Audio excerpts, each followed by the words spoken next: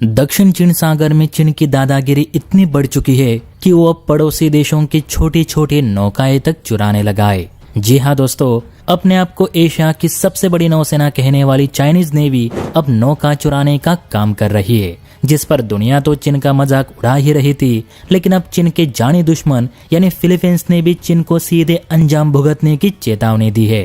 Plus Bharat ने भी चीन की इस वाहियात हरकत पे अपना तंज कसा है। तो चलिए इस वीडियो को थोड़ा विस्तार से समझते हैं। देखिए दोस्तों, बात हो रही है विवादित दक्षिण चीन सागर की, जहां पर चीन अब दादागिरी के साथ साथ लूटपाट का भी काम करने लगा है। दरअसल सोमवार को फिलीपींस न्यूज एजेंसीज की ओर से खबर आई थी कि 8 से अधिक मोटर बोट पर सवार चीनी तटरक्षक कर्मियों ने फिलीपींस नौसेना की 2 नौकाओं को बार बार टक्कर मारी और उन पर चढ़ गए। टक्कर मारने के लिए ऐसी कुछ वजह भी नहीं थी, इसके बावजूद चीनी तटरक्षक कर्मी जबरदस्ती कर रहे थे, वो भी फिलीपींस के ही समुद्री क्षेत्र में।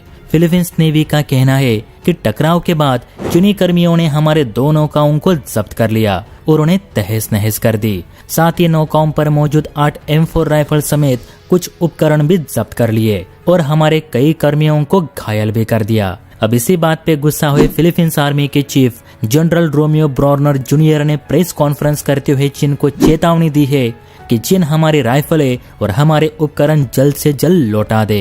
हम ये भी मांग करते हैं कि उन्होंने जो हमें नुकसान पहुंचाया है उसकी भरपाई भी की जाए, वरना हम भी चीन के जहाजों को ब्रह्मोस से उड़ाने में हिचकिचाहट नहीं दिखाएंगे।